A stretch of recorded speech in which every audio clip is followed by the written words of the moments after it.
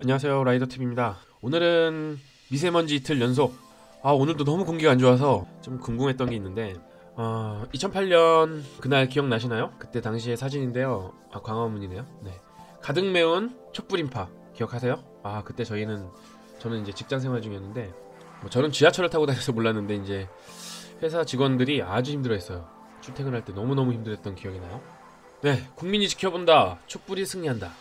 아마 이제 효순 미선, 그러니까 미군 장갑차 사건이 있었던 2002년, 네, 이제 그때 이제 좀 기념비적인 어떤 촛불 시위 이런 문화가 어느 정도 생겨나기 시작했던 걸로 저희가 기억하고, 그 이후로 이렇게 강하게 시위가 일어났던 거는 아마 대한민국 역사상 없었던 걸로 제가 기억하는데요. 이명박이 거의 그때 명박산성이라는 말도 만들어지고 참 엄청났죠. 정말 그 당시에 촛불의 함성 그 어느 때보다 컸던 걸로 기억합니다. 그때 당시에 미래의 우리나라를 짊어질 학생들이 그 미친 소를 먹고 광우병에 걸려 죽는다 이런 걱정들을 많이 했었어요. 그래서 학생들도 저녁에 나와서 시위에 참여하는 등 이것도 하나의 공부가 될 테니까요. 또 하나 굉장히 크게 기억에 남았던 일들이 있는데 바로 이겁니다. 유모차 부대라는 신조어가 만들어질 정도로 그때 당시에 그 아이들을 가지고 있는 엄마들이 엄청나게 많이 시위에 참여를 했어요. 그래서 유모차를 끌고 가니까 막 근처에서, 제 기억에는 이때 그 최루탄을 썼는지는 기억이 잘 안 나는데, 뭔가 진압 과정에서 아이가 탄 유모차가 경찰에게 맞았다는 등 아무튼 별의별 루머들이 막 다 돌기도 했었죠. 그리고 어떤 상대편 측에서는 아이들을 무슨 방패막이로 쓰고 있다 이렇게 비난하기도 했었고요. 아무튼 이것도 굉장히 기억에 남는 모습이었습니다.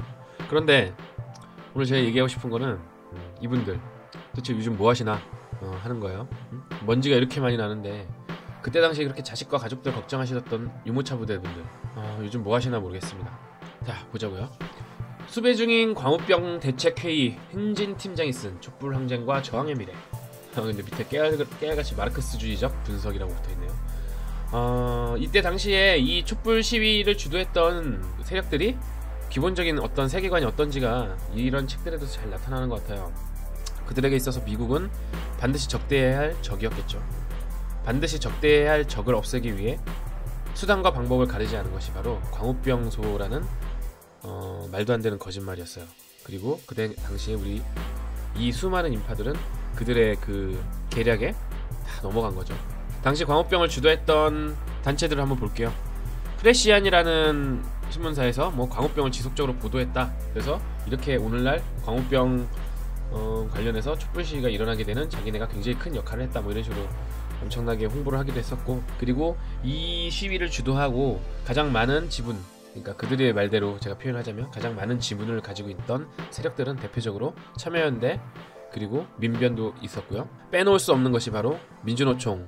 이 민주노총이 그 중심이 돼서 한미 FTA 저지 범국민운동이라는 단체를 만들고, 그것들이 광우병 대책회의랑 이렇게 여러가지 서브 조직으로 만들어지면서 엄청나게 많은 국민들을 그 선동에 이끄는 데 성공했죠.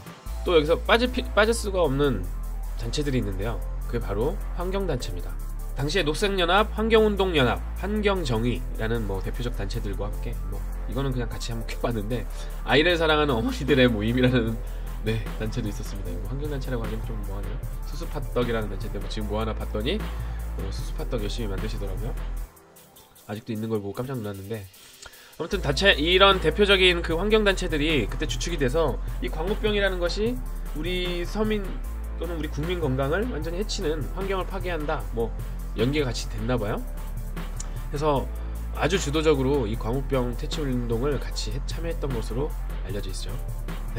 근데 요즘 뭐 하나 봤더니 환경운동연합 팜유 인권 침해라고 오늘 어제군요. 기사가 나왔고요. 인권이 침해된다. 이런 일들을 하고 계시네요. 녹색연합은 그래도 미세먼지에 관련해서 이야기를 했네요. 미봉책 말고 석탄 화력이나 중단하라. 이 녹색연합은 딴다리 긁고 있죠. 여기는 환경정의라는 단체고요. 4대강 보를 해체해야 된다고 지금 그 대문짝만하게 걸어놓고 아마 이거 중심으로 지금 활동하고 있습니다. 나머지 하나 또 다른 그 활동을 하는 것들을 보니까 원전 해체에 관한 이야기를 하고 있네요. 사실 여기서 보면 주도적으로 관통하는 메시지들이 있어요. 주로 이명박 박근혜 정권 때 또는 국가 기반 시설, 그 예전에 박정희 시절에 만들어졌던 원전이나 개발 추진이 됐던 원전이나 이런 것들부터 지금 4대강, 이명박에 이르는 4대강까지, 그리고 화력발전 관련해서도 아마 이런 것들을 지금 주도적으로 공격을 하고 있습니다. 미세먼지와 관련돼서 지금 원인이 무엇인지를 우리 국민들이 다 알고 있어요. 그런데 지금 이 환경단체들은 정말 엉뚱한 소리들을 지금 하고 있는 겁니다. 왜 그럴까요? 또 다음 장 좀 보실까요? 4대강도 다 쓰다, 박근혜는 퇴진하라, 4대강 뭐 반대, 그리고 벨트 없는 명박씨, 별의별 퍼포먼스를 다 했습니다. 이들은 그 과거에 이명박 박근혜 정권 때는 정부를 비난하고 그 정부가 추진하는 사업들을 계속해서 반대하는 이런 쪽의 퍼포먼스를 엄청나게 벌였던 걸로 알려져 있죠. 진짜 이렇게 보면은 정치에 참 관심 많은 단체들이에요. 환경단체들이 정치에 정말 관심이 많은 것 같아요. 근데 이상하게도 이번 정권에서는 이들이 아무 말을 안 하고 있네요. 왜 그런지는 저희도 알 수가 없어요. 여기까지 보면 알 수 있는 것들이, 환경단체라는 그 조직들이 정작 환경에 정말 관심이 있는 조직들이 맞는지 우리가 이쯤에서 한번 궁금해하지 않을 수가 없어요.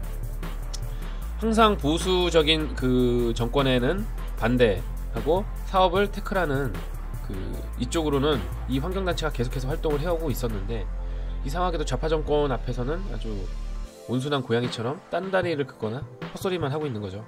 그리고 우리는 2008년에 수많은 국민이 이들 단체들의 선동에 이끌려서 촛불 시위를 벌였던 거고요. 근데 그게 현재도 전혀 변하지 않았다는 겁니다. 이들의 배후가 정말 어딘지 누구인지 의심이 안 갈 수가 없지 않나요? 이들은 정말 환경을 바라는 게 아니라, 사실 이들이 바라는 거는 환경이라는 수단을 빌미로 해서 우리나라의 정치를 배후 조정하는, 그리고 선동하는 세력들이 아닐까요? 게다가 이들이 가지고 있는 또 하나의 문제는 정부 지원금까지 수령하고 있다는 거예요. 이 인간들이 정부 지원금을 토대로 했던 것들은 이런 것들 있죠. 인천공항 반대했었고, 새와 비행기가 충돌하고 철새가 죽으니까, 그리고 영종도를 땅을 메꿔서 만들었잖아요. 집안이 가라앉아서 환경이 파괴될 것이다 이러면서 반대를 했었고, 도룡뇽 죽는다고 터널 뚫는 걸 반대했죠, KTX. 새만금 사업도 반대를 했었어요. 지금은 새만금 지역이 많이 회복이 됐습니다. 그리고 미국산 쇠고기 수입 반대한 거는 워낙 유명하고요. 4대강 역시 반대했죠. 그리고 제주 해군기지에 구럼비 파괴된다고 반대했던, 얘네들이 하는 거는 오로지 보수정권 과거부터 끌려가면 아주 오래전부터 이걸 반대하는 데만 모든 열과 성의를 다했던 것 같아요. 대한민국이 발전하는 데 있어서 아주 중요한 사업들 모두 다 태클을 걸었던 것 같아요. 이걸 보면은 누가 가장 좋아할까 생각을 해보면 저는 중국이 아닐까 생각이 듭니다.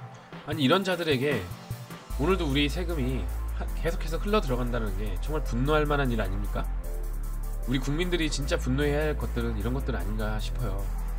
왜 이런 환경을 빌미로 정치를 하는 세력들에게 왜 우리의 소중한 세금이 들어가야 되는 거죠?